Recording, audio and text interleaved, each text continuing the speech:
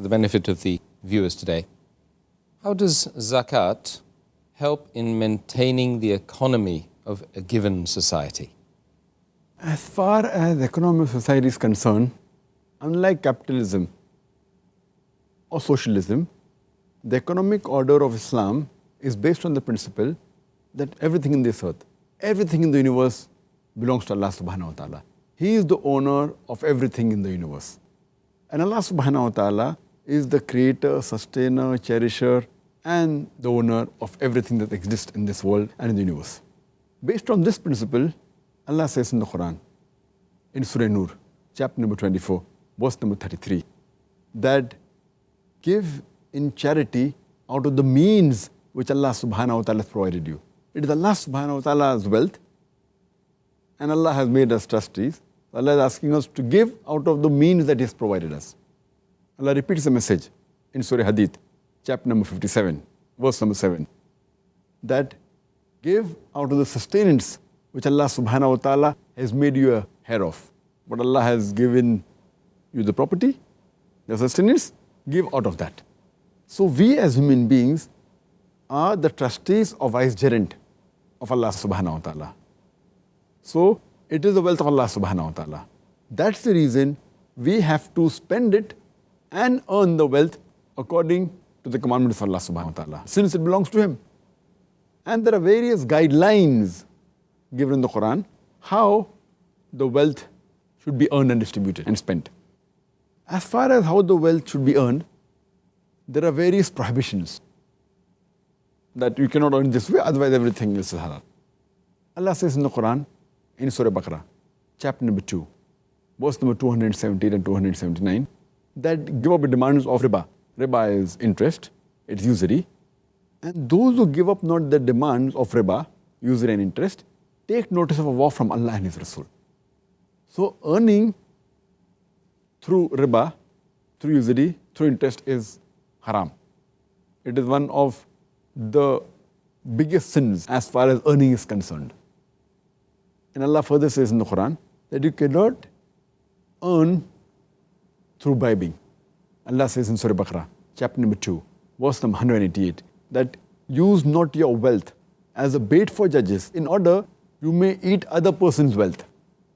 So using your money to bribe people so that you may earn more wealth is prohibited in Islam. Similarly, stealing and robbing is prohibited. Allah says in the Quran in Surah Ma'idah, chapter number 5, verse number 38, as to the thief, be it a man or a woman, chop off his or her hand as a punishment from Allah subhanahu wa ta'ala. So earning while robbing is prohibited.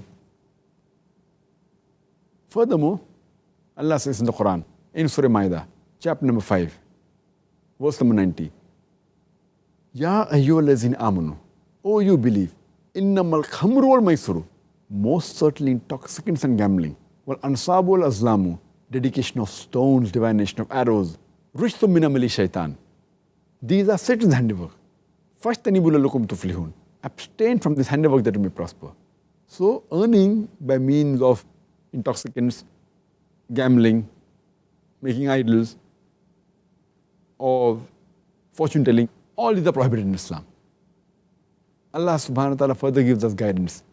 And Allah says in the Quran, in Surah Nur, chapter number 24, verse number 33, that do not force your maids into prostitution, those who want to remain chaste, just in order to gain some wealth or goods. But if anyone forces them after this, then Allah is of forgiving and most merciful. But you cannot earn through prostitution. And furthermore, Allah says in the Quran, in Surah Nur, chapter number 24, verse number 19, and those who love scandal to be published and broadcast amongst the believers, they will surely get a grievous penalty in this world and in the hereafter. That means anyone who likes to publicize or broadcast scandal amongst the believers, it is prohibited. And further Allah says in the Quran, in Surah Nisa, chapter number 4, verse number 2, that give to the orphans their property once they become adult. Means if you're a guardian to the property of an orphan, give it to them when they mature. And do not exchange your goods which are useless with their goods which are good. And neither do you mix up your goods with their goods. For all those who do this, they are doing a great sin.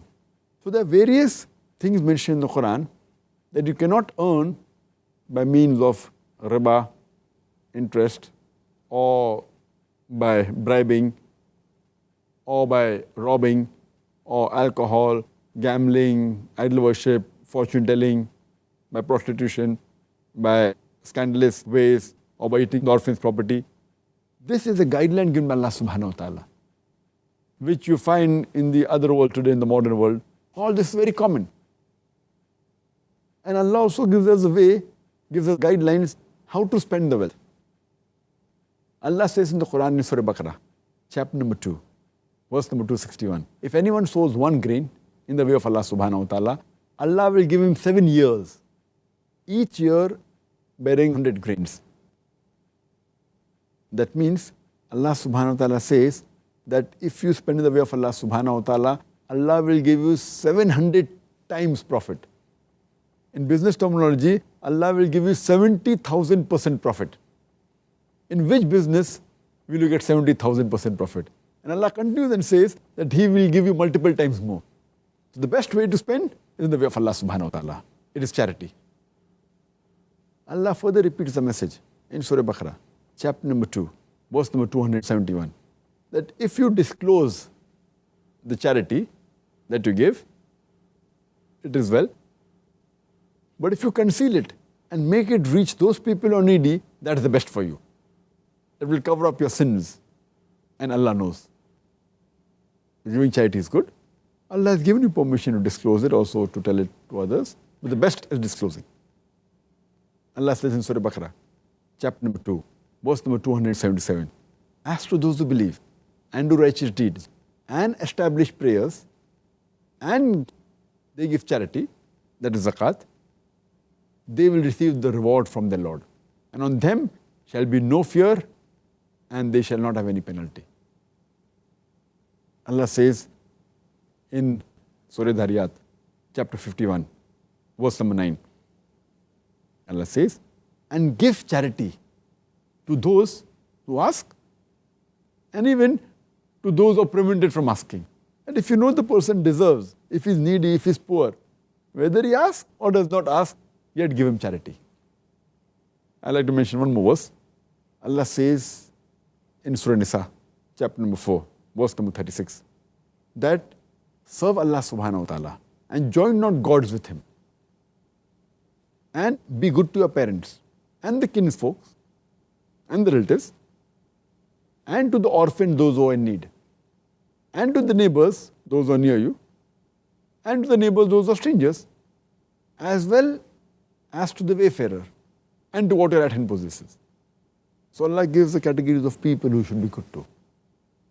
And Allah gives a warning in the Quran, in Surah Tawbah, chapter number 9, verse number 34 and 35, that as to those who hoard gold and silver and spend it not in the way of Allah subhanahu wa ta'ala, announce to them a grievous penalty. And in the year after, the wealth which they hoarded will be taken and it will be heated in the fire of hellfire. The gold that they hoarded will be heated in the hellfire, and with it they'll be branded on the forehead, on the flanks, and on the back. And it will be told to them that taste the wealth you hoarded. That's the reason zakat has been prescribed for the Muslims. And Allah says in Surah Al-Hashr, chapter 15 verse number 7, that it prevents the wealth from circulating amongst the rich. If every rich human being in the world gives zakat, poverty will be eradicated from this world. There will not be a single human being who will die of hunger.